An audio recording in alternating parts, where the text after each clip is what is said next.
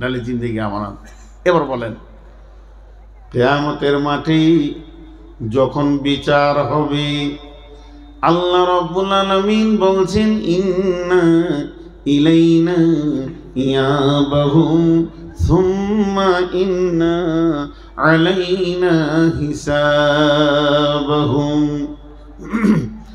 ইন্না ইলাইনা ইয়াবাহুম সুম্মা ইন্না আলাইনা হিসাবাহুম। আজকে সারা পৃথিবীকে নিয়ে বলবো না, গোটা মুর্শিদাবাদ বলবো না, গোটা ওয়েস্ট বেঙ্গলের কথা বলবো না, হোসেননগরের মহফিলে যে কটা বসে আছি নারী পুরুষ, এদের ভিতরেই কথাটা ছুড়ে দিছি। একজন উঠে দাঁড়িয়ে বলেন, আমি আল্লাহর হুকুমে কিয়ামতের মাঠে যাব না, আমি স্বাধীন আছি, আমাকে কেউ নিয়ে যেতে পারবে না, আমি সঙ্গে সঙ্গে লিখিত দিব, আপনাকে নামাজ রোজা করতে হবে না, আপনি স্বাধীন, আপনাকে আল্লাহ ছেড়ে দিয়েছে। আর যদি আপনার বিবেক বলে আমি যত বড় মাস্তান হয়, একদিন মতের কোলে আমাকে ঢলে পড়তে হবে। বড় বড় কুখ্যাতরাও কবরে শুয়ে আছে, বিখ্যাতরাও কবরে শুয়ে আছে। মত কাউকে মাফ করে না, মতের কোনো গ্রুপ নাই। তাহলে আমি বলবো, এখন থেকেই তোমাকে রাস্তা বেছে নিতে হবে। কেন না আমার রব বলেছেন, আমি তোমার জান আর তোমার মাল, এই দুটি আমি জান্নাতের বিনিময়ে কিনেছি। আর আল্লাহ যেদিন কিয়ামতের ময়দানে এই দুটির হিসাব শুরু করবে, একটা একটা তিলে তিলে হিসাব শুরু হবে।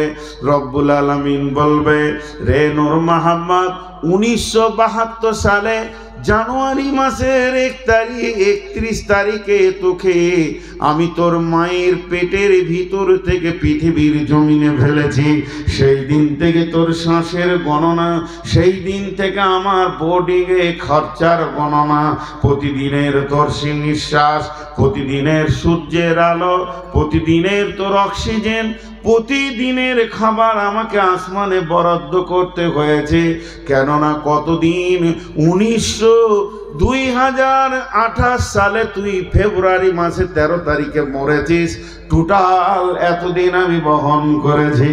অতএব জিন্দেগিটা তোর নয়, জিন্দেগির সময়টা আমার কাছে ছিল, আমি আমার গোডাউন থেকে তোকে আমানত দিয়েছিলাম।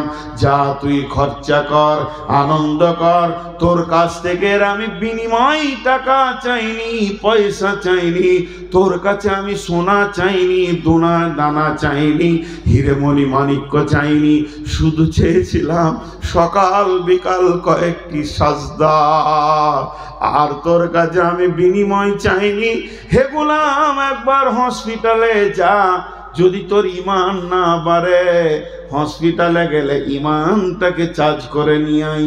যেমন মোবাইল চার্জ হয় চার্জার দিলে, মুমিন হসপিটালে আর কবরে গেলে তার ঈমান চার্জ হবে। নাকে অক্সিজেন লাগানো আছে, আইসিইউ এসি ঘরে রুগী ভরা আছে, 3 দিনে 72,000 টাকা বিল হয়েছে। হে গোলাম, একবার তুই ভাব, 3 দিনে 72,000 টাকা বিল করেছে ডাক্তার, তোকে আমি 53 বছর ধরে সুস্থ শ্বাস দিচ্ছি, আমার কাছে তোর বিলটা কত আছে? একবার তুই ভেবে দেখ। এই জিন্দেগিটা তোর নয়, জিন্দেগিটা হলো আমার দেওয়া, এটা তুই খরচা কর, আমার কোনো দুঃখ নাই। শুধু দুঃখ এতটুকু হয়, আমি ডাকবো তুই সাজদায় লুটিয়ে পড়বি। টাকা নেব না, পয়সা নিব না, নিব না তোর কাছে একটা নয়া, নিব না তোর গাড়ি বাড়ি। কিয়ামতের দিন একটা হিসাবের দিন আসছে। সেই হিসাবের দিন যখন এসে যাবে, প্রথম প্রশ্ন করা হবে, তুমি তোমার জিন্দেগিটা কোন কোন রাস্তায় ব্যয় করেছ বলো। হে যুবক, যৌবন কালটা কোন রাস্তায় ব্যয় করেছ বলো। এবার তিলে তিলে হিসাব শুরু হলো। কেমন হিসাবটা শুনেলেন? হিসাবটা একবার শুনেলেন। আমি মানুষ, আমি যদি আপনাদেরকে বলি হিসাবটা কেমন, বলে প্রতি ঘন্টায় 60টা মিনিট আছে, প্রতি মিনিটে 60টা সেকেন্ড আছে। তুই 1 সেকেন্ড 2 সেকেন্ড করে করে একটা মিনিটকে পুরা কর। একটা মিনিটকে পুরা করে তুই 2 মিনিট করতে করতে 60 মিনিট একটা ঘন্টা কর। একটা ঘন্টা যখন পুরা হবে তখন তুই একটা দিনকে পুরা কর। এইভাবে একটা দিনকে পুরা করে দিয়ে তুই একটা মাসকে পুরা কর, একটা বছরকে পুরা কর। একটা বছর যখন পুরা হবে তুই 12 বছরে একটা যুগকে পুরা কর। তোকে আমি 5 যুগ জন্ম দিয়েছিলাম, তোর পেছনে আমি 5 যুগ নিঃশ্বাস আর পানি খাবারের ব্যবস্থা রেখেছিলাম। 60 বছরকে আমাকে পুজিয়ে দে। জিন্দেগিটা কোন কোন কোন কোন কাজে লাগিয়েছি।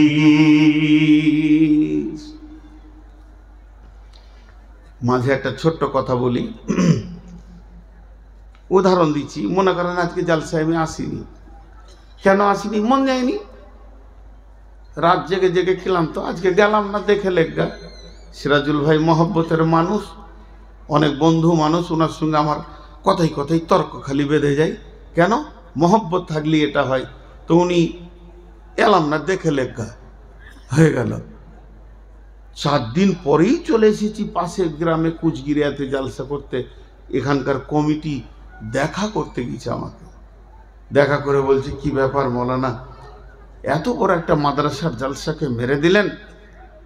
যখন এই কথা বলা সঙ্গে সঙ্গে আমি সোজা করে ছুরি চালিয়ে দিলাম। শরীরটা খুব খারাপ, সেদিন উঠতে পারিনি, মাথা ঘুরছিল, সুগার অনেক বেড়ে গেছিল। সব কটা মিথ্যা বললাম। কিছু করে নিতে পারবে? নাহলে সোজা করে বলে দিলাম যে আমার শ্বশুর মারা গিয়েছিল, এখনো বেঁচে আছে বেচারা। কাগজ কলম নিয়ে দেখতেও যাবে না, ভেজালও থাকবে না। খানিকটা বললাম শ্বশুরটা মারা গেল, ভালো লোক ছিল। তো দুজন তখন বলবে, চুপ করেন আর কাঁদিয়েন না। হ্যাঁ ঠিকই আছে, মানুষ মরলে কি কেউ আসে? মিটে গেল ঝামেলা।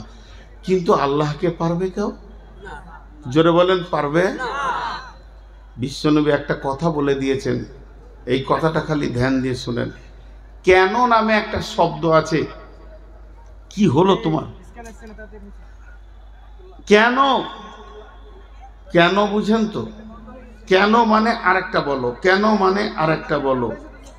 তো পৃথিবীর বুকে যত কেন আছে, তুমি পড়া করলে না কেন, তুমি ক্লাসে এলে না কেন, তুমি আজকে লিখলে না কেন, তুমি ওখানে গেলে না কেন, তুমি জালসায় এলে না কেন, এই কেনগুলোকে সত্য মিথ্যা উল্টা পাল্টি দিয়ে টপকে দেওয়া যাবে। যাবে কি যাবে না? কিন্তু আল্লাহ যদি কেন বলে, আল্লাহ যদি কেন বলে, কথা বলেন আমার সঙ্গে, এটাকে টপকানো যাবে? বিশ্বনবী বলছেন, যখন কিয়ামতের মাঠে হিসাব নিকাশ শুরু হবে, আমার রব বলেছে, গোলাম তুমি এই কাজটা করলে কেন, করলে কেন, করলে কেন? নবীজি বলছেন, গোলাম রে, তোকে আল্লাহ কেন বলেছে রে, তুই তখনই বুঝেলে আমার আর উপায় নাই, আমার ঠিকানা জাহান্নাম।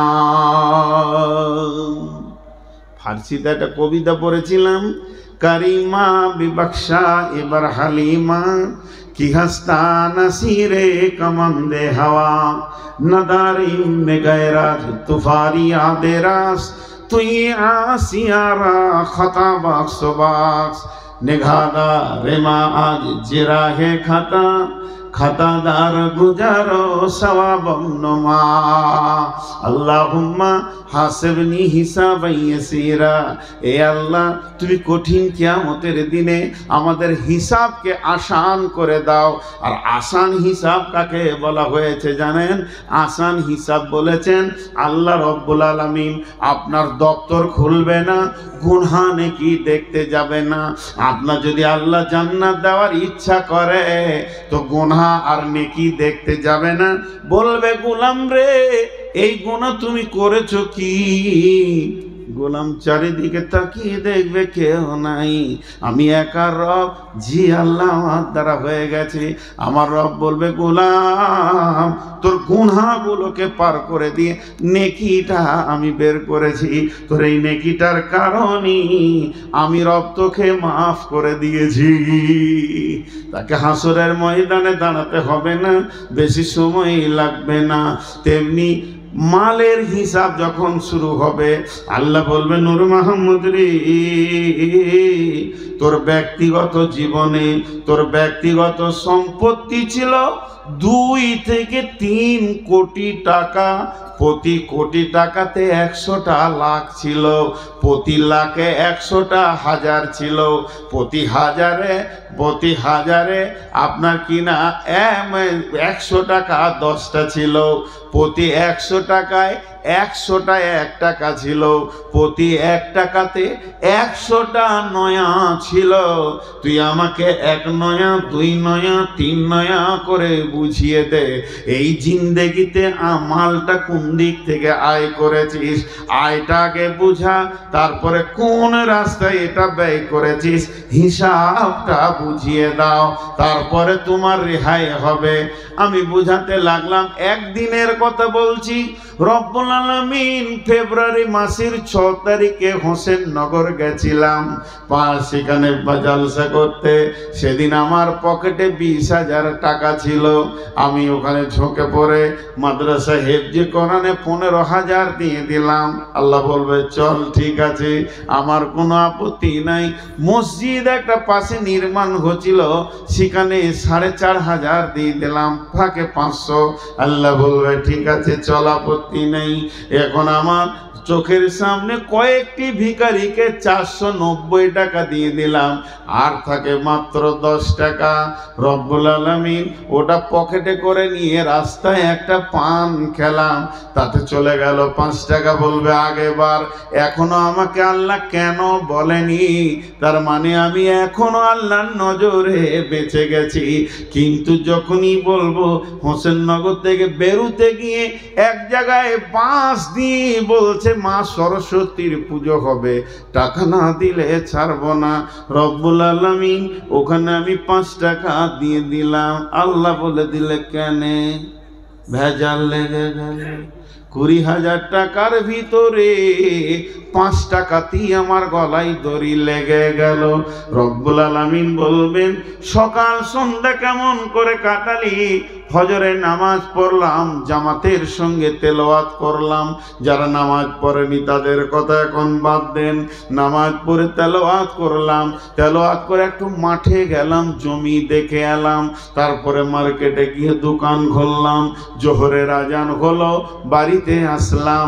আবার আসরের সময় আমি নামাজ পড়লাম। জোহর থেকে আসর আমি একটু আরাম করলাম।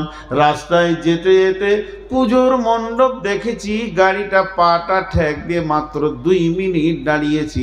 আল্লাহ বললে কেন? ফালা তাকরাবু।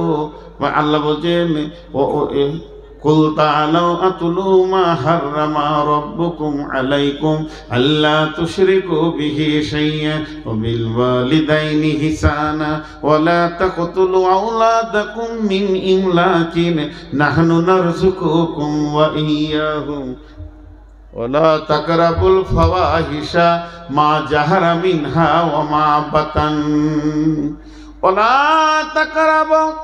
মুমিন রে, তোর পাটা ওই জায়গায় দাঁড়াবে না। হে মুমিন, ওই জায়গায় তোর পাটা দাঁড়াবে না যে জায়গায় প্রকাশ্যে আল্লাহর বিরুদ্ধে গুনাহ চলে। তাস চলে, লুডু চলে, দাবা চলে, বোর্ড চলে, সুদ চলে, জুয়া চলে, লুচ্চামি চলে, রান্ডি চলে। ওই জায়গায় মুমিন কোনোদিন পা দাঁড় করাবে না। চায়ের দোকানে চা খেতে বিকালে ঢুকেছি না সকালে ভুলে গেলাম, দেখছি 4টা যুবককে বোর্ড মারছে। বললাম হতভাগা রে, তোদের গায়ে আজকে জালসা, তোরাই বোর্ডে দাঁড়িয়ে আছিস। আল্লাহ বলবে ওখানে তুই দাঁড়ালি কেন? আমি তো তাবলীগ করলাম, কিন্তু আপনাকে যখনই বলবে ওখানে দাঁড়ালি কেন, জিন্দেগির চাকাটা ফেঁসে গেল, কেরেন নাই, জেসিবি নাই যে ঠেলে তুলে দি, ওই লোকটা জাহান্নামে যাবে। তাই আমার আল্লাহ কোরআনুল কারীমের ভিতরে বলছেন, বিসমিল্লাহির রহমানির রহিম, ইন্নাল্লাহা আশতারা মিনাল মুমিনিনা আনফুসাহুম ওয়া আমওয়ালাহুম বিআন্না লাহুমুল জান্নাহ।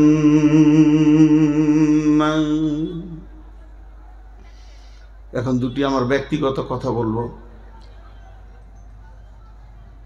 30 সেকেন্ড আপনারা চুপ থাকবেন, একজনও হিলবেন না, সাউন্ড করবেন না, কানটা খালি পেছন দিকে দিবেন।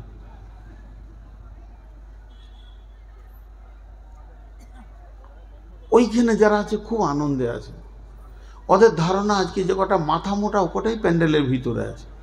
তাছাড়া চাউমিন চলছে, বাদাম চলছে, হুড়পড়ি ঘুরছে।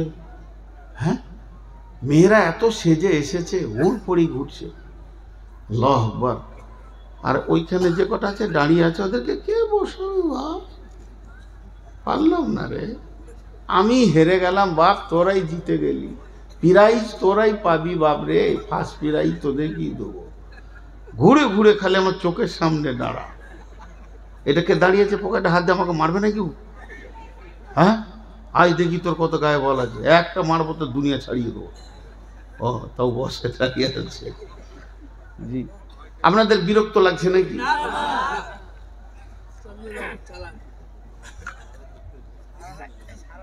কে এটা?